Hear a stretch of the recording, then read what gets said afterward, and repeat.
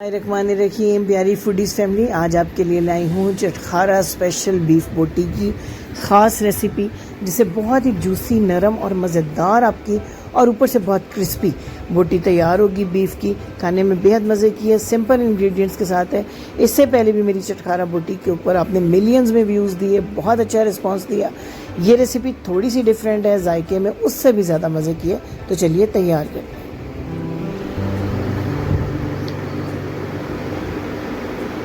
700 ग्राम boneless मैंने beef के pieces लिए हैं, तकरीबन 1-1 इंच का ये टुकड़े में मैंने कटवाया हुआ है। थोड़ा सा फ़ैट वाला ये गोश्त है, हल्की फुल्की फ़ैट जो है ज़्यादा जूसी बना देती है इस बोटी को। कुकर में ऐड किया है रफली कटा हुआ एक छोटा सा प्याज, 1 टेबलस्पून लहसुन अदरक, और बस इसके साथ डालना है आपने 1 गिलास पानी, और इसको आपने पूरे 15 से 18 मिनट तक प्रेशर कुक करना है, ताकि 95% जो है आपकी बोटी गल जाए। और इसके बाद ये जो थोड़ा सा पानी रह गया है, इसको हमने अच्छे से ड्राई करना है। इतना ड्राई करना है कि हल्की हल्की बोटी सिर्फ वेट रह जाए, और ये प्याज और लहसुन अदरक का जो पेस्ट है ये पूरे तरीके से जो है चिपक जाए बोटियों को। मैंने एक पैन में शिफ्ट कर दिया कुकर से, बोटियों को गल चुकी हुई हैं। अब हल्के हल्के इनको मीडियम आंच के ऊपर इस तरीके से पानी को ड्राई करूँगी कि ये जो प्याज है और मसाला है वो इसके साथ लग जाए। इसके बाद हमने ठंडा कर लेना है इन बोटियों को, और फिर मैं आपको बताऊंगी कि इसकी बेहतरीन मैरिनेशन किस तरीके से तैयार करनी है कि फ्राइंग के दौरान बोटी के ऊपर से ये मैरिनेशन उतरे भी नहीं, और आपकी बोटी जो है अंदर से बहुत सॉफ्ट जूसी और ऊपर से फुल क्रिस्पी तैयार हो। आप जी ठंडा करने के बाद इसको एक बाउल में ऐड कर लेते हैं। पहली चीज़ जो हमने अच्छे तरीके से इसके ऊपर लगानी है वो है लेमन जूस।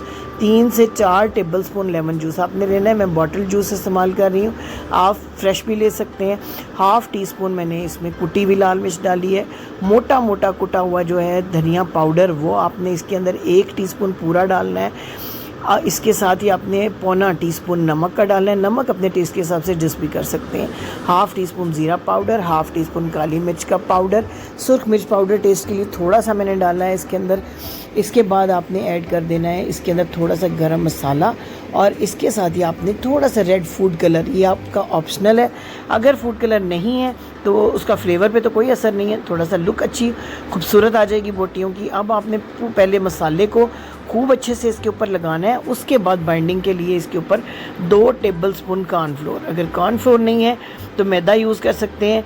वैसे तो बेसन के साथ मैंने इससे पहले आपको तैयार करके दी थी बीफ बोटी, लेकिन उसका फ्लेवर बिल्कुल ही अलग आता है और उसका टेक्सचर भी बिल्कुल डिफरेंट होता है।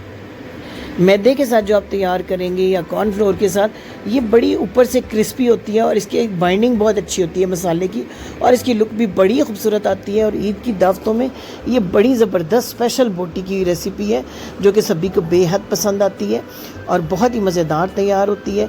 शैलो फ्राइंग करनी है, पैन के अंदर ऑयल ऐड करें और इसको पहले गरम कर लें हल्का सा, बहुत तेज़ गरम नहीं करना डालते ही, वरना बोटी जो है उसकी ऊपर वाली सतह कुक हो जाएगी और पूरे तरीके से मसाला पकेगा नहीं। वैसे तो ये पूरी तरह गली हुई बोटियाँ हैं। सिर्फ 6 मिनट के अंदर आपने 3 मिनट एक साइड से फ्राई करना है, 3 मिनट दूसरी साइड से, लेकिन आपने आँच को मीडियम ही रखना है।